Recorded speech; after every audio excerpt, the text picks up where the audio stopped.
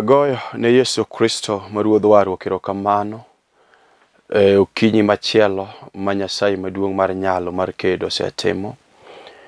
En Jumapil mogik mar dwe mar ariyo. Yesu Kristo maruodha osetimo ng'wono kendo kelo ya Lolwe Tv ka mondo wachak wagoyo kodi mbaka wawinjre kuom wach mondikie muma. Mokwongo agoyo mos ahinya kuom namba osebed kiketo kuom Jumapinde adek mosekadho, namba mar Safaricom osebed kiketo mok ber, namba mogik kiketo siro to nego bed to. Koro ji mang'eny osebedo kagoyo na simu yor Safaricom to ok yuda. Agoyo mos kuom mano. Ne afwenyo koleo kosedhi karibu wiga adek, but Kristo maruodhwa osetimo ng'wono. Kwa hivyo namba mogik en namba Safaricom en 0720316052 to tuno osebed ka iketo siro. Mos kuom mano. Okinyi ni Nyasacha osetimo ng'wono, ochako kelo ya Lolwe TV ka mondo wachak walosie kodi kuom wach Nyasaye ma Jehova oroyago. Nyasachwa no osebedo jadiera kendo Kristo osebedo jang'wono nyaka nawera kodi Jumapil ka wan kodi Lolwe TV ka nyaka sani kendo.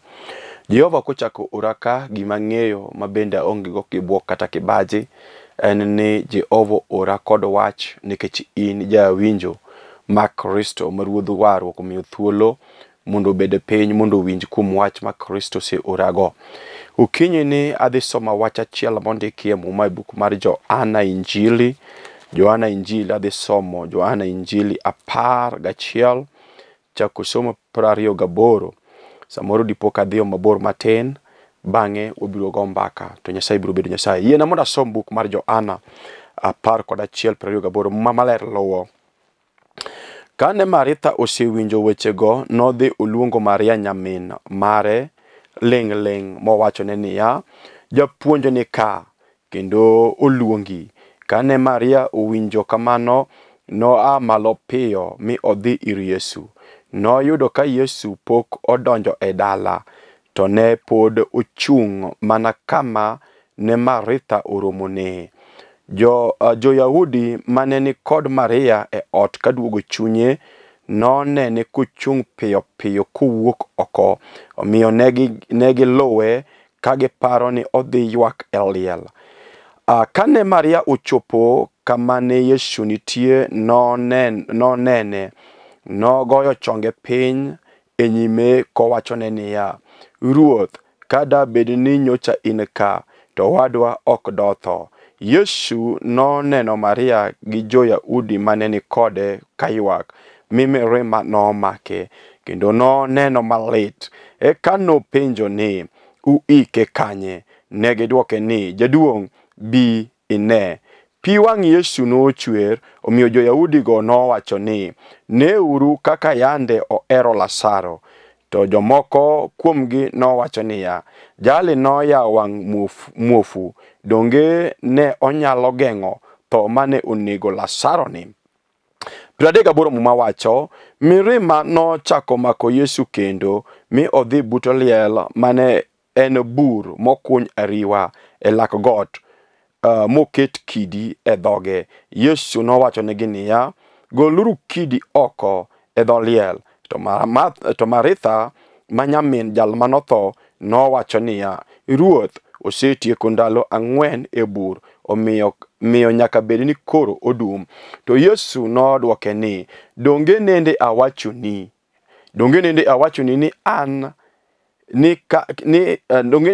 ni ka iyie, ka in gi yie, to ibiro neno duong' mar Nyasaye. Kuom mano ne ging'ielo kidi oko.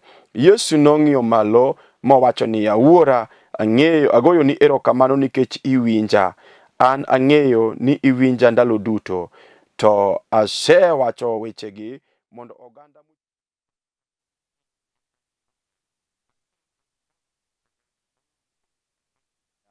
Lazaro wuog oko. Eka jal mothono nowuok ka tiendene gi lwetene obo gi nanga mar iko. Kendo ka wang'e bende obo gi kitamba. Yesu nowacho niya, gonye uru mondo odhi. kulwe mondo walam Nyasaye. Wuoro maler Nyasaye maduong' mar nyalo mar kedo, asepaki Kristo kendo asepuoyi nikech in Nyasaye ma jaadier. Erokamano Ruodhe nyalo nikech in pok oloyi kendo gima tek mosetami Kristo pok onwang'. Japuonj chaki kelo ya Lolwe TV ka, wuoro maler mondo aler kuom wach kendo mondo awuo kuom weche Jehova mikete chunya kendo mikete lewa. Japuonj erokamano nikech ng'wono maduong' malach misetimo. Erokamano nikech jawinjona, erokamano nikech jal misemiyo thuolo mondo obed piny mondo winj wach miseorago. Duong' gi teko Yesu mondo odogni. Jehova an bende pod aketo lweti chung koda, iti koda kaka gir tichni moseyie kendo mose malo Yesu mondo itigo. Chung koda Nyasaye, iya malo mondo itimne oganda ni kuom wach miseorago ka nyingi yudo duong' mana kuom yie, nyingi maler e nyingi Yesu Kristo nogo Ruodhwa. Amen. Agoyo ne Nyasaye maduong' mar nyalo mar kedo erokamano nikech okinyi ma Jehova maduong' mar Israel osetimo. Chunya ogoyo ne Yesu no ma Ruodhno erokamano nikech ojadiera kendo ojadiera pile. Okinyi ne Jehova nochako oro ya TV ka mondo wachak wagoye kodi mbaka jawinjo kendo jal mawinja maloso thuolo pile mondo wawinjre kuom wach ma Nyasaye orago pile. Kawuono ne asomo wach achiel kende to mane wach madwa nalosie, adhi kode mabor mathin mondo mi wawinjre kuom wach mondik kanyo. To muma loso kuom jal moro mane ja-Bethania maniluongo ni Lazaro. To Lazaro ni ne kod nyamine ne ariyo, achiel niluongo ni Martha to achiel niluongo ni Maria. To mane e wach madwa nalosie, mumondiko ni e dala gi Lazaro Yesu Kristo no era inya, no ero Lazaro to no ero nyimine Lazaro ariyo maniluongo ni Martha kod Maria. To mumondiko ni odiochieng' moro achiel osiepne mano ero kod lala maniluongo ni Lazaro maniwuok e piny Bethania ne obedo matuo, oduong' odogne Yesu ahinya.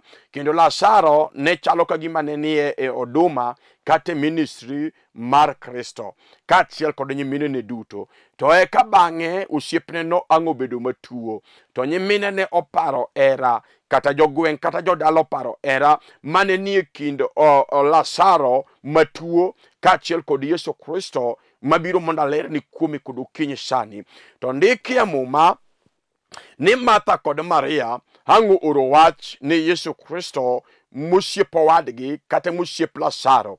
To mondiko niya, kane gi oro wach to Yesu Kristo kowinjo wach no to duoko jal mano or ni tuo ma Lazaro tuogo ok en mar tho, to en osebiro mondo Nyasaye oyud duong' to wuowi bende mondo oyud duong'. To muma maler wacho ni Yesu Kristo ok noketho weche manotimo, nodhiyo mbele kuom ndalo moko ariyo kapod olero kuom wach momiyo nobire piny, kapod oyalo wach Nyasaye kendo kapod otimo gik madongo mag ono mane kod teko kuom oganda. To maler wacho ni ka ang' enie wach manodhigo mbele go yalo to winjo e dende ni chal ka gima Lazaro setho. To kono jopuonjre ni osiepwa ma Lazaro nindo setero, tamor nikech osetho kawa onge kanyo kata onindo kawa onge kanyo. To wabiro dhi mondo nying Nyasachwa mondo yud duong'. To maler wacho niya, ang' giwuok bang' ndalo ariyo mondo gidhi piny Bethania. Tiende wach ni atemo ng'ade matin nikech en mbaka mabor maka chako goyo to samoro thuolo detama. Koro abiro ng'ade to mak mana ne ang'eyo ni toke to wabiro winjore to wabiro lamo Nyasaye maduong' mose ora ka. Muma wacho ni Yesu Kristo okono jopuonjre ni Lazaro musiepwa nindo tero, to wabiro dhi mondo koro wachiewe. Okono jopuonjre ne kamano.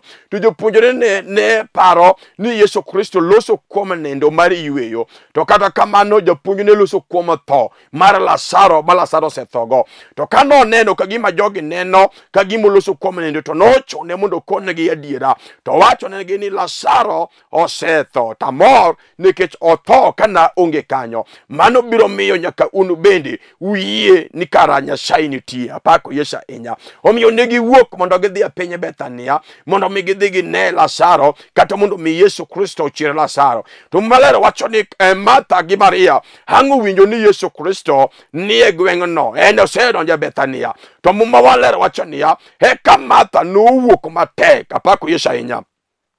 Maria nuwuok matek mondo mi odhi orad kaachiel kod Yesu Kristo ma Ruodh warwa.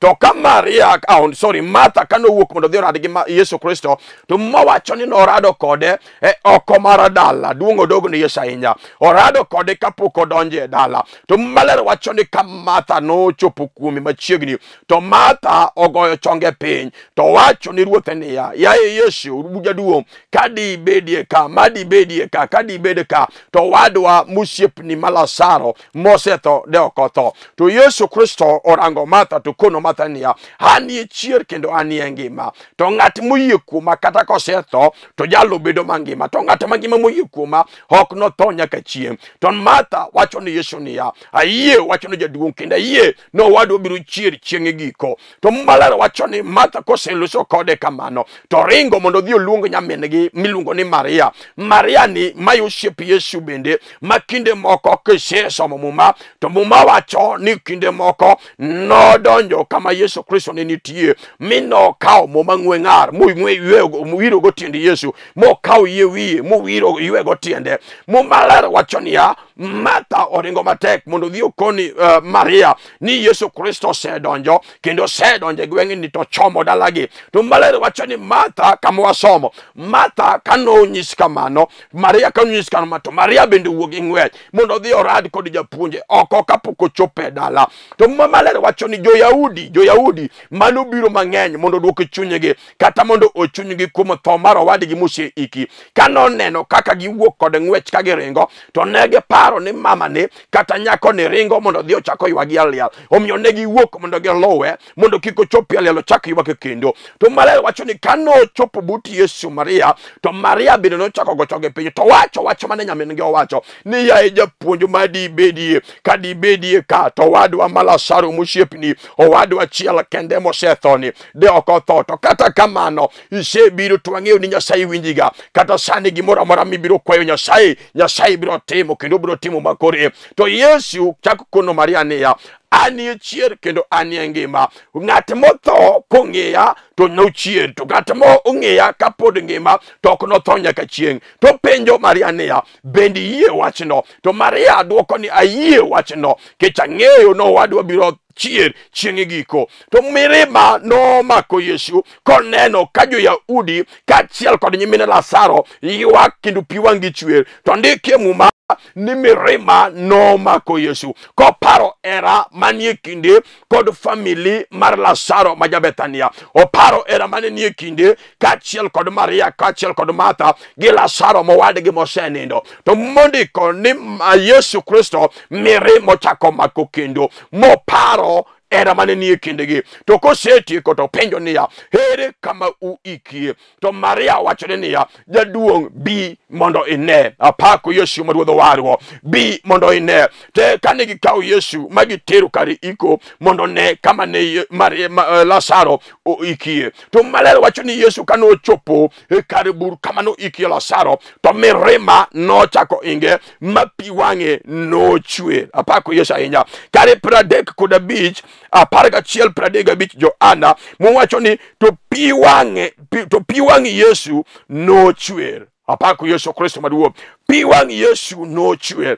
Maler wacho ni Yesu kanochopo kar iko moneno bur moikie Lazaro mosiepni kong'iele kidi mar ng'ungo, to pi wang'e ochwer. Mowacho ne joge niya, ng'ieluru kidi oko. Te ka Martha kod Maria onyimine mar jal motho miluongo ni Lazaro wacho ni Yesu niya, japuonj, koro setieko ndalo ang'wen e bur, nyaka bed ni koro jalane kata wadwa ni dum. To Yesu penjoge niya, nawacho ni kaun kod yie to biro neno duong'o mar Nyasaye. Apako Yesu Kristo ma Ruodh warwa, ka uyie kod kawuono to biro neno duong' mar Nyasaye. To kane gichoko chir magi ng'ielo kidi, to kane giseng'ielo kidi, to muma malero ndiko niya, Yesu Kristo norango malo mowacho ne Nyasaye niya, Jehova erokamano nikech ijawinjaga kendo ang'ie ni sewinja sani. To setimo mano mondo jok mokiewo kagi, jok mochokore kagi, jo-Yahudi gi mondo ng'e ni in Nyasaye. To nogoyo koko matek gi nying Lazaro kowacho ni, Lazaro uwuog oko to ndiki mumanie ka Lazaro no wuog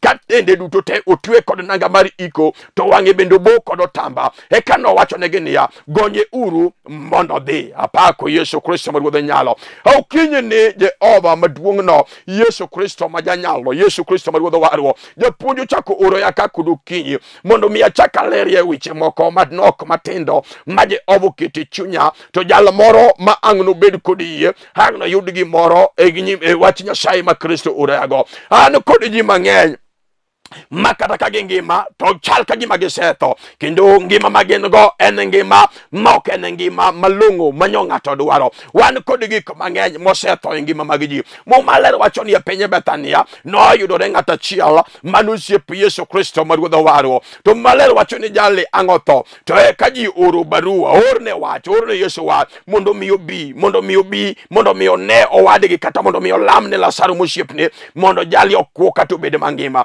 Kata kamano Yesu no leo aero Yesu ahinya nikech onyalo leo maji par ka gima okobibiro kata kamano okokos kama kobiro onyalo deko matin. Yesu wanyalo deko maji losi maji par ka gima koro gik moko sekethore kata kamano Yesu wapoko deko ahinya. Jehova biro ga biro maji par ni koro to kobi koro geno sebe koro ngedo wako te ka Jehova biro ka ji osewito geno ka joma ywak oseywa ka gik mane paro ni dibed mangima gigo se ikima wichi se wilgo eka japuonjo muomo to ipo ka japuonjo chopo. Apako Yesu Kristo ma Ruodh nyalo. Gimora mora matimore ngima ng'ato ni kod wach mar gino mondo mi gino okadh gino. Gima dwa lero kawuono atemo wacho ni gimora mora obeni en gimi kadhe odi kanyo mama obeni en gimi kadhe daleni kanyo dichuo obeni en gimi kadhe nyako gino ni kod wach minyalo wach ni gino to gino chier kendo kata obeni en gima osetho kata obeni en gima chalo ka gima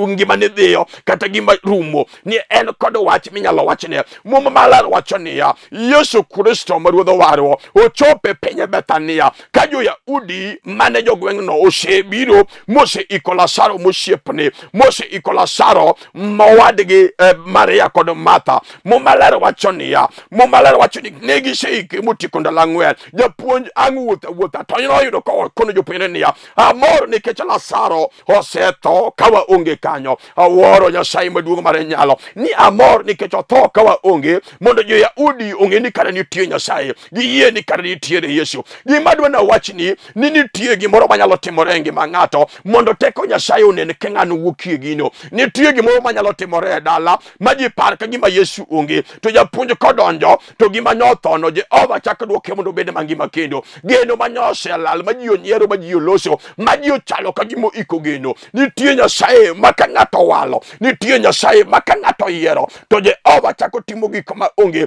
mabed manitie kendo. Jehova nyakolo chiero gik mosetho gik moseiki magigo chak bed kod ngima kendo. Apako Yesu Kristo ma Ruodh nyalo. Awacho ni kod adiera kawuono kod sani ni japuonj ang'o kono Maria ni to bende iyie adier to wacho ni iyie nikech ang'eyo no wadwa biro chier chieng' giko to kono Maria niya anie chier kendo anie ngima ng'at motho kuoma kata kosetho to jalo chako bedo mangima kendo. Apako Yesu ma Ruodh nyalo. Ukinyi sani atemo wacho niya ni kata bed ni gik moko chal ka gima osetho e ngimani kata dalani chal ka gima onge kod geno ka ng'ato yie kod kuom Yesu. Mumaler wacho niya Yesu openjo Maria ni to bende yie adier to Maria wacho niya ayie to mumaler wacho niya Yesu kono Maria niya ka yie kod adiera to kawuono ni hang'ne ne duong' mar Nyasaye. Apako Yesu Kristo maduong'. An bende ukinyi ni mane wach ma Jehova orago ni samoro ji osenyeri ji osechai e dalau kanyo ji osenyeri kod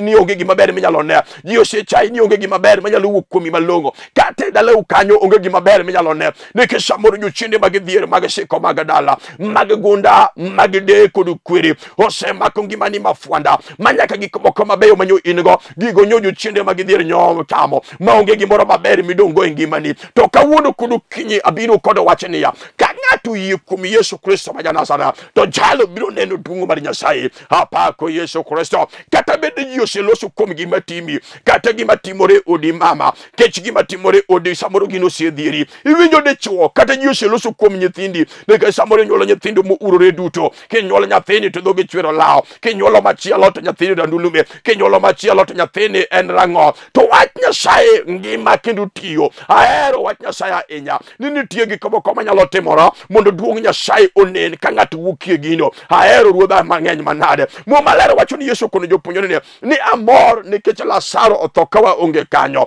Apako Yesu Kristo ma Nazareth. Nitie gimoro manyalo timore to Nyasachwa kata Yesu Kristo ma ruodha warwa bedo mamor kuom gimo timore ni makana ji neno ka gima gino en gima rach madum moko nego timore ne ng'ato. To Jehova bedo mamor kuom gino nikech kanyalo yie kuom Yesu Kristo, kanyalo yie ni Nyasachwa ni kod nyalo kod teko, to jalo Nyasaye wuodho oko. Jehova goli oko kuom gino mondo nying Nyasachwa nogo yiri duo. Okang'eyo gimo timore ngimani kate odi kanyo, kang'eyo gimo timore ngimani. Wan god ji mang'eny mosebedo kod tuoche magisetemo kod thiedho, gisetemo kuom ajuoke osekelo gino, gisetemo kod pesa kosekelo duoko. Wan gi ji mang'eny mosenya ka idho ndege modhi oko e pinje mag India, jomoko osedhi e pinje mag Dubai, jomoko osedhi e pinje mag Amerika ka gimanyo gimiluongo ne ngima. Kata kamano pesa manyogenego ok nyo kelo gino, kata kanyo gifuyo kod ndege ka gidhiyo ka giwacho ni dakteche mag Kenya ok nyalo chango ya, ka giwacho ni ojuoke mag Kenya ok nyalo chango wa.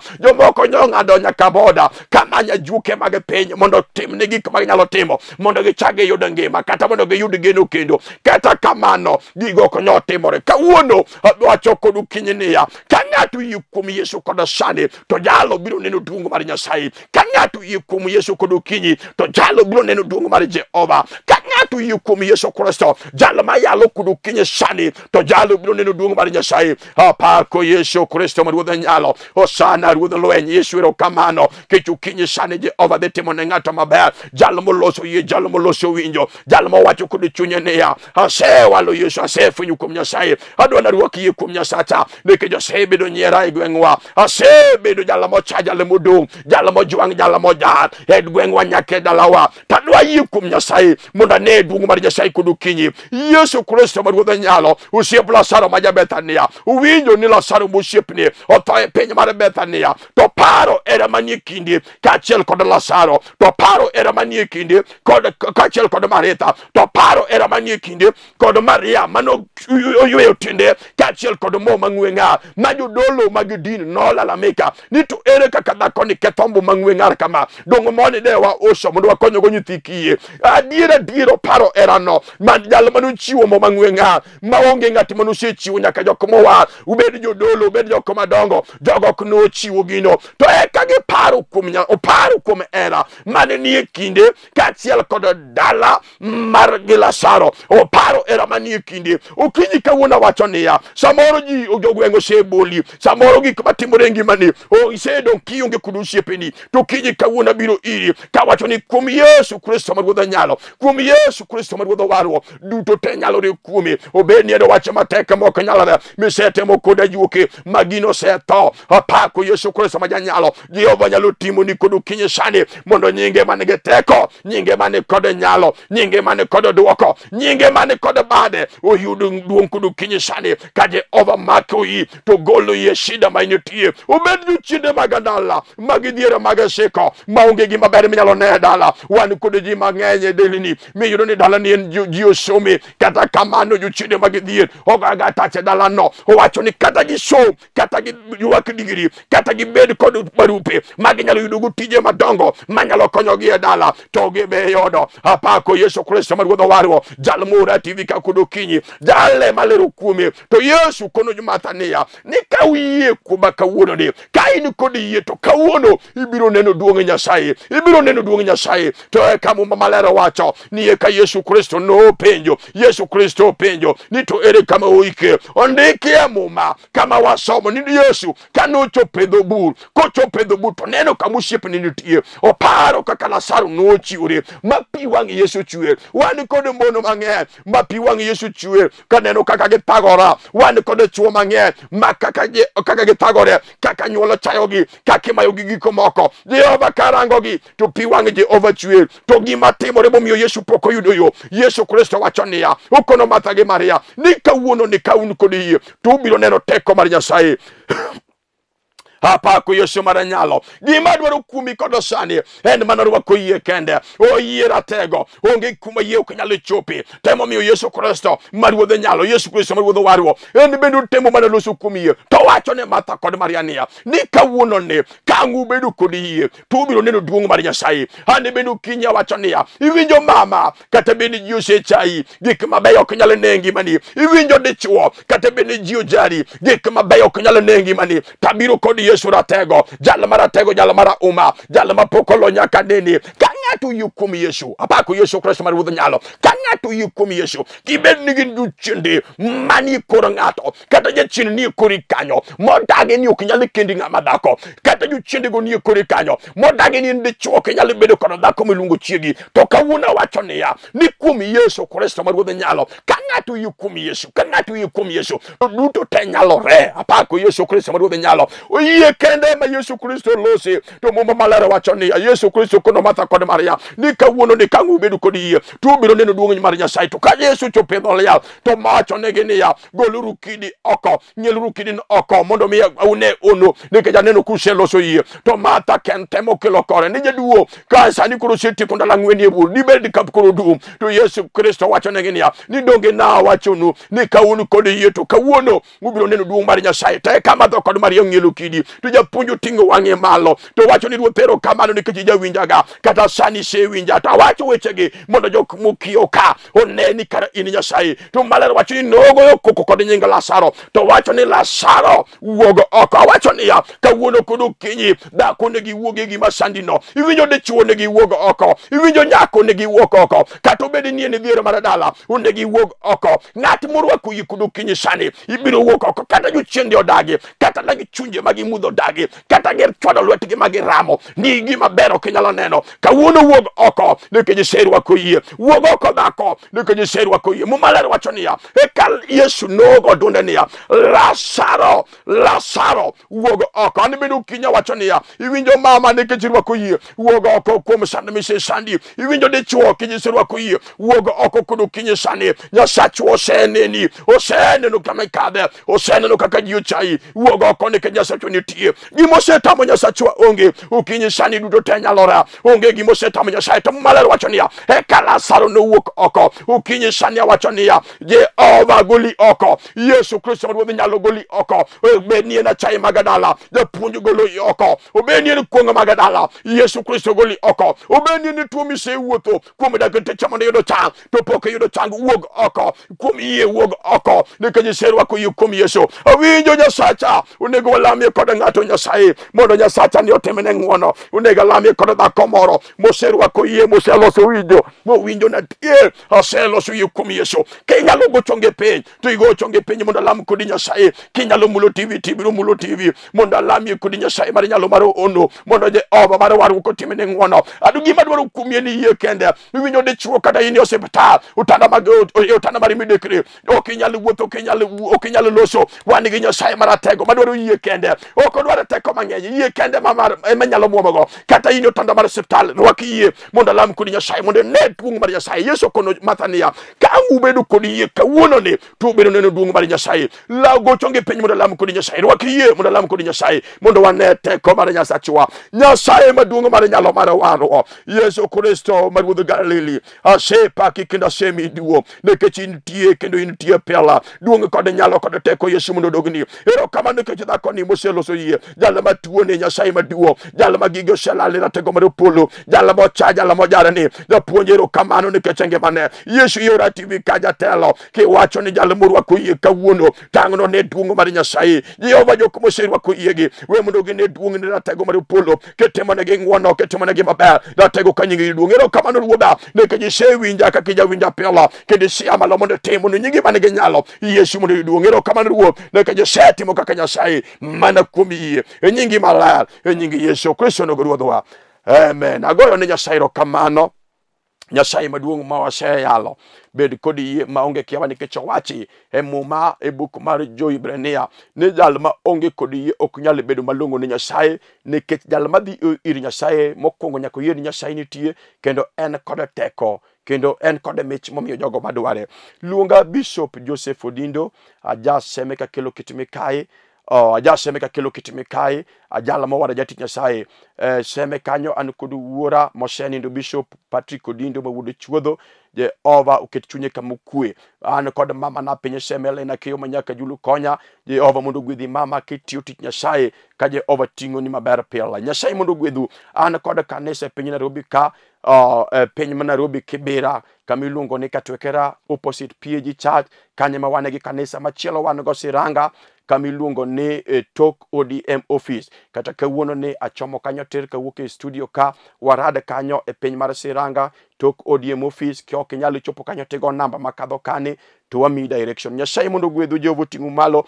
atiyo kod migawo machielo luongo ni Mana Ministries kidwa ma yudogi to idhi e YouTube imanyo Mana Missions to iyudogi kanyo kidwa dhi e Facebook timanyo Mana Ministries International tiyudogi e Facebook email en manaoffice@yahoo.com tiyudogi kanyo namba gi mar sime en 0718 93182 Nyasaye mondo gwedhu Jehova tingu malo nyaka chieng' machielo shalom amen